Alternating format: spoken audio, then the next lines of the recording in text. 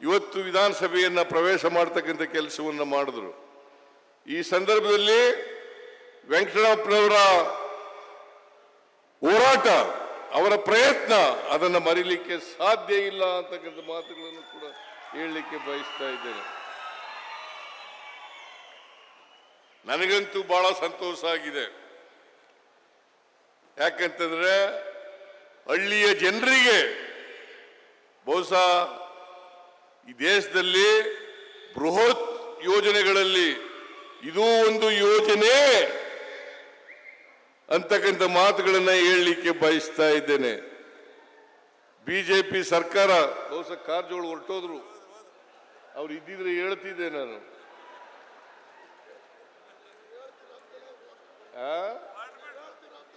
ಕಾರಜೋಳ ಅವರು ಲೋಕಸಭಾ ಸದಸ್ಯರು.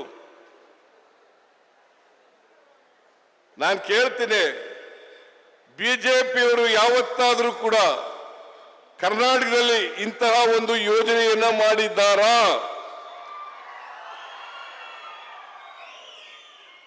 ಉತ್ತರ ಕೊಡಬೇಕು. ಅವರು ಬಿಜೆಪಿಯವರು ಬಹಳ ಟೀಕೆ ಮಾಡ್ತಾರೆ, ಜನರನ್ನ ತಪ್ಪು ದಾರಿಗೆ ಎಳಿತಕ್ಕಂಥ ಮಾತುಗಳನ್ನ ಆಡ್ತಾ ಇದ್ದಾರೆ, ಸುಳ್ಳು ಮಾತುಗಳನ್ನ ಆಡ್ತಾ ಇದ್ದಾರೆ, ಸುಳ್ಳು ಪ್ರಚಾರ ಮಾಡ್ತಾ ಇದ್ದಾರೆ, ಸುಳ್ಳು ಅಪವಾದಗಳನ್ನು ಮಾಡ್ತಾ ಇದ್ದಾರೆ ನಮ್ಮ ಸರ್ಕಾರದ ಮೇಲೆ. ನಾನು ಕೇಳ್ತೀನಿ, ನೀವು ಅಧಿಕಾರದಲ್ಲಿದ್ದಾಗ ಇಂಥ ಒಂದು ಯೋಜನೆಯನ್ನ ಮಾಡಿದ್ದೀರಾ?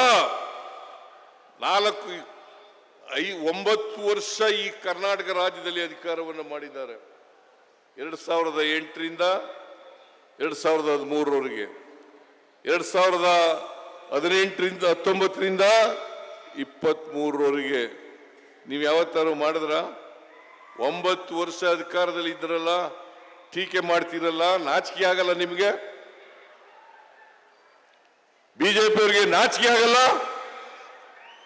ಜೆಡಿಎಸ್ನವರಿಗೆ ನಾಚಿಕೆ ಆಗಲ್ಲ? ಇವ್ರಿಗೇನಾದ್ರು ಮಾನ ಮರ್ಯಾದೆ ಏನಾದ್ರು ಇದೆಯಾ? ಸುಮ್ಮನೆ ಟೀಕೆ ಮಾಡೋದು. ಸಿದ್ದರಾಮಯ್ಯನವರು 5 ಗ್ಯಾರಂಟಿ ಯೋಜನೆಗಳನ್ನು ಕೊಟ್ಬಿಟ್ರು. 5 ಗ್ಯಾರಂಟಿ ಯೋಜನೆಗಳನ್ನ ಜಾರಿ ಮಾಡಕ್ ಸಾಧ್ಯ ಇಲ್ಲ. ಯಾರು ಹೇಳಿದ್ದು ಇದನ್ನ? ಈ ದೇಶದ ಪ್ರಧಾನಿ ನರೇಂದ್ರ ಮೋದಿ ಅವರು ಹೇಳಿದಂತ ಮಾತು. ರಾಜಸ್ಥಾನದಲ್ಲಿ ಇವನ್ನ ಜಾರಿ ಮಾಡಿಬಿಟ್ರೆ ಕರ್ನಾಟಕ ರಾಜ್ಯ ಆರ್ಥಿಕವಾಗಿ ದಿವಾಳಿ ಆಗಿಬಿಡ್ತದೆ.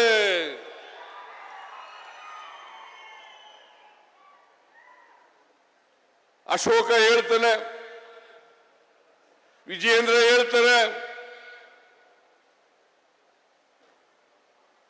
ಯಡಿಯೂರಪ್ಪ ಹೇಳ್ತಾರೆ. ನಾನು ಕೇಳ್ತೀನಿ ಅವರಿಗೆ, ನಿಮ್ಮ 4 ವರ್ಷದ ಸಾಧನೆ ಏನು? 4 ವರ್ಷ ನೀವು ಇದ್ರಲ್ಲ, ನಿಮ್ಮ ಸಾಧನೆ ಏನು?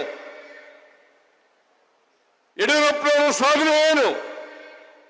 ಬಸವರಾಜ ಬೊಮ್ಮಾಯಿಯವರ ಸಾಧನೆ ಏನು? ಇವತ್ತು ಪಾವಗಡ ತಾಲೂಕಿನಲ್ಲಿ ವಿದ್ಯುತ್ ಉತ್ಪಾದನೆಯನ್ನು ಮಾಡ್ತಾ ಇದ್ದೀವಿ. ಸೋಲಾರ್ ಪವರ್ ಅನ್ನ ಇಡೀ ಏಷ್ಯಾದಲ್ಲೇ ನಂಬರ್ 1 ಅಲ್ವೇನ್ರಿ? ಸರಿಯಾಗಿ ಹೇಳಯ್ಯ.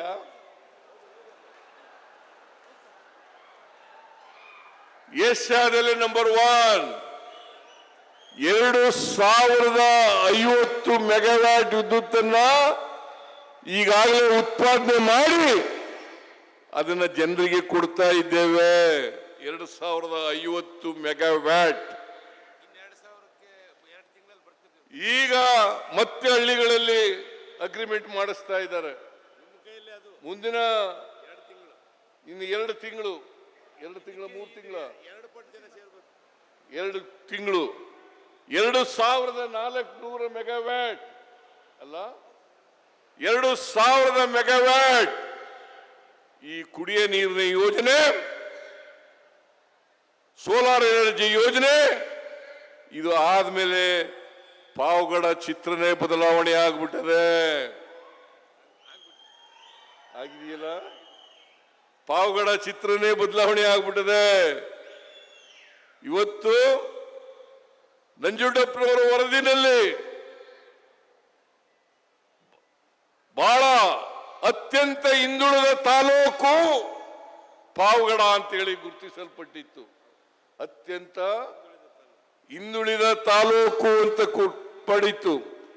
ತುಮಕೂರಿನಲ್ಲಿ ಕೊನೆ ಸ್ಥಾನದಲ್ಲಿತ್ತು, ಇವತ್ತು ಕೊನೆ ಸ್ಥಾನದಲ್ಲಿ ಇಲ್ಲ, ಮೇಲೆ ಕೊಟ್ಟೋಗ್ಬಿಟ್ಟಿದೆ, ಮೊದಲನೇ ಸ್ಥಾನದಲ್ಲಿದೆ.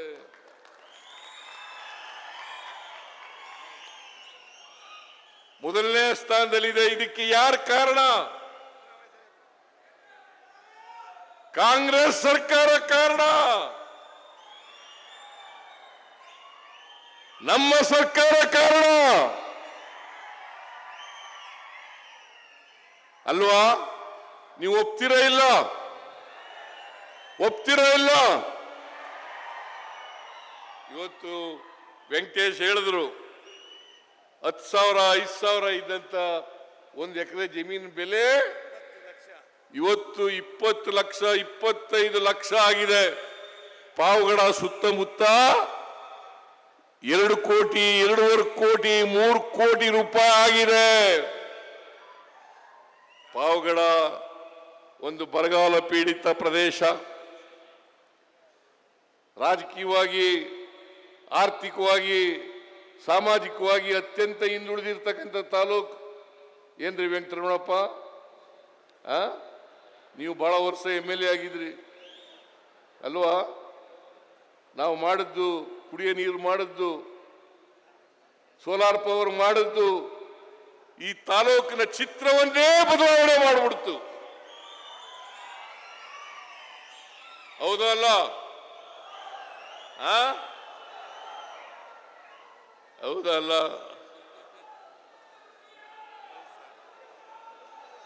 ಮತ್ತೆ ನೀವು ಯಾವಾಗಲೂ ಕೂಡ ವೆಂಕಟರಮಣಪ್ಪನಿಗೆ ವೆಂಕಟೇಶ್ಗೆ ಚಿರಋಣಿಯಾಗಿರ್ಬೇಕಲ್ಲ, ಕಾಂಗ್ರೆಸ್ ಪಕ್ಷಕ್ಕೆ ಚಿರಋಣಿಯಾಗಿರ್ಬೇಕಲ್ಲ. ಯಾವ ಕಾರಣಕ್ಕೂ ಕೂಡ ವೆಂಕಟೇಶ ಎಲ್ಲಿವರೆಗೆ ರಾಜಕೀಯದಲ್ಲಿ ಚುನಾವಣೆಯಲ್ಲಿ ನಿಂತ್ಕೊತಾರೆ ಅಲ್ಲಿವರೆಗೆ ನೀವು ಆಶೀರ್ವಾದವನ್ನು ಮಾಡುತ್ತಲೇ ಇರಬೇಕು. ಕಾಂಗ್ರೆಸ್ ಪಕ್ಷಕ್ಕೆ ಆಶೀರ್ವಾದವನ್ನು ಮಾಡಬೇಕು. JDSನವರು ಬಣ್ಣಮಣ್ಣದ ಮಾತುಗಳಾಡ್ತಾರೆ, ಬಣ್ಣಮಣ್ಣದ ಮಾತುಗಳಾಡ್ತಾರೆ. ಬಹುಶಃ ಕಾರಜೋಳ ಇದ್ರೆ ಹೇಳ್ತಿದ್ದೆ, ಕಾರಜೋಳ ಇಲ್ಲ.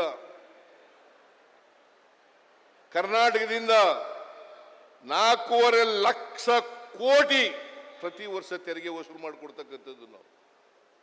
ಕರ್ನಾಟಕದಿಂದ 4.5 ಲಕ್ಷ ಕೋಟಿ ಕರ್ನಾಟಕದಿಂದ ತೆರಿಗೆ ವಸೂಲು ಮಾಡಿಕೊಡ್ತಕ್ಕಂಥದ್ದು ನಾವು. ಕೇಂದ್ರ ಸರ್ಕಾರಕ್ಕೆ ಕೊಡ್ತಕ್ಕಂಥದ್ದು 4.5 ಲಕ್ಷ ಕೋಟಿ. ನಮ್ಗೆ ವಾಪಸ್ ಎಷ್ಟು ಬರ್ತದೆ ಗೊತ್ತಾ? ಬರೀ 65,000 ಕೋಟಿ.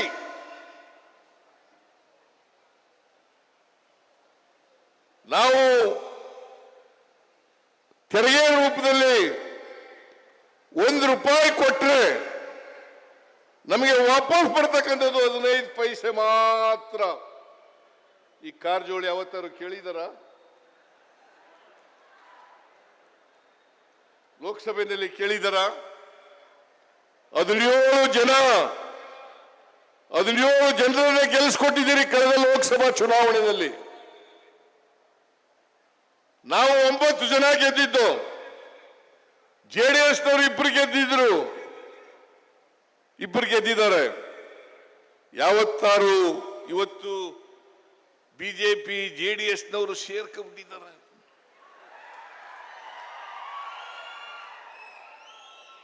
ಕಳೆದ ಚುನಾವಣೆಯಲ್ಲಿ ನಾವು 136 ಸ್ಥಾನಗಳನ್ನು ಗೆದ್ದ ಮೇಲೆ ಇನ್ನು JDSಗೆ ಭವಿಷ್ಯ ಇಲ್ಲ ಅಂತೇಳಿ ಬಿಜೆಪಿಯವರ ಜೊತೆ ಸೇರ್ಕೊಂಡು ಕಳೆದ ಲೋಕಸಭಾ ಚುನಾವಣೆಯಲ್ಲಿ 2 ಸ್ಥಾನಗಳನ್ನು ತಗೊಂಡು ಅವರು ಪ್ರತಿ ವರ್ಷ ಅವರ ಶಕ್ತಿ ಕುಂತಾ ಇದೆ ಅಲ್ವಾ? ಇಲ್ಲಿ ಜೆಡಿಎಸ್ನವರು ಎಲ್ಲ ಶಾಸಕರಾಗಿದ್ದವರು ಕಳೆದ ಸಾರಿ ಜೆಡಿಎಸ್ನವರ ದಯಮಾಡಿ ಜೆಡಿಎಸ್ನವರು ಯಾವ ಕಾರಣಕ್ಕೂ ಕೂಡ ಯಾವತ್ತೂ ಕೂಡ ಅಧಿಕಾರಕ್ಕೆ ಬರಲಿಕ್ಕೆ ಸಾಧ್ಯ ಇಲ್ಲ. ನಾನು ಜೆಡಿಎಸ್ನಲ್ಲಿದ್ದಾಗ 2004ರಲ್ಲಿ 59 ಸ್ಥಾನಗಳನ್ನು ಗೆದ್ದಿದ್ದು. ಕಳೆದ ವಿಧಾನಸಭೆಯಲ್ಲಿ ಎಷ್ಟು ಗೆದ್ದರು ಅವರು? 18 ಸ್ಥಾನಗಳನ್ನು ಮಾತ್ರ. ಯಾಕಂತಂದ್ರೆ ಜೆಡಿಎಸ್ ಇನ್ನೂ ಕಡಿಮೆ ಆಗ್ತದೆ.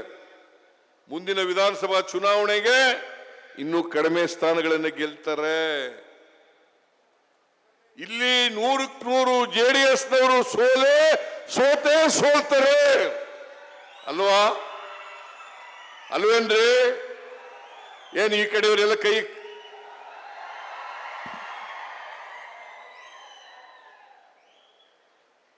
ಬಿಜೆಪಿಯವರು ಜೆಡಿಎಸ್ನವರು ಇವತ್ತು ಕಂಗಾಲಾಗ್ಬಿಟ್ಟಿದ್ದಾರೆ.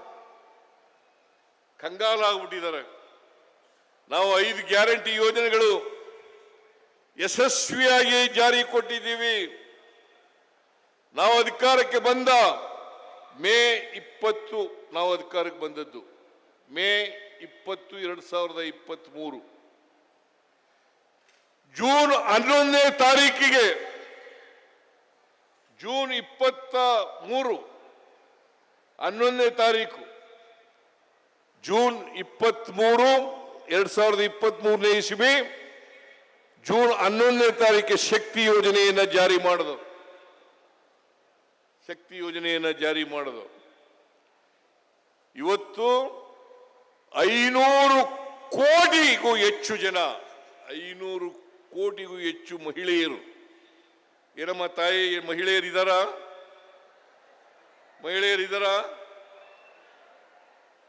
500 ಕೋಟಿಗೂ ಹೆಚ್ಚು ಮಹಿಳೆಯರು ಉಚಿತವಾಗಿ KSRTC ಬಸ್ನಲ್ಲಿ ಪ್ರಯಾಣ ಮಾಡಿದ್ದಾರೆ.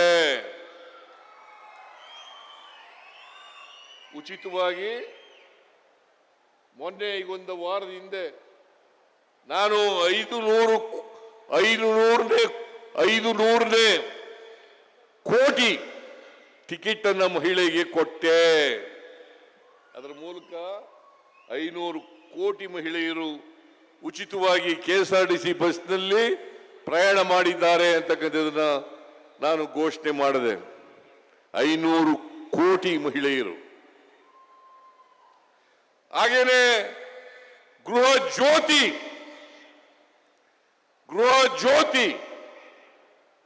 200 ಯೂನಿಟ್ವರೆಗೆ ಫ್ರೀ ಕರೆಂಟ್. 1,64,00,000 ಕುಟುಂಬಗಳು, 1,64,00,000 ಕುಟುಂಬಗಳು. ಜೊತೆಗೆ ಅನ್ನಭಾಗ್ಯ. ನಾನು ಹಿಂದೆ 2013ರಿಂದ 2018ರವರೆಗೆ ಮುಖ್ಯಮಂತ್ರಿ ಆಗಿರುವಾಗ 5 kg ಅಕ್ಕಿಯನ್ನು ಫ್ರೀಯಾಗಿ ಕೊಡ್ತಾ ಇದ್ದೆ. ಆಮೇಲೆ ಅದನ್ನು ಮುಂದುವರಿಸಿದ್ರು. ಈ ಸಾರಿ ಅಧಿಕಾರಕ್ಕೆ ಬಂದ ಮೇಲೆ ಇನ್ನೂ 5 kg ಅಕ್ಕಿಯನ್ನು ಹೆಚ್ಚಾಗಿ ಕೊಟ್ಟು 10 kg ಅಕ್ಕಿಯನ್ನ ಬಡವರಿಗೆ ಕೊಡ್ತಕ್ಕಂಥ ಕೆಲಸವನ್ನ ಮಾಡ್ತಾ ಇದ್ದೀವಿ.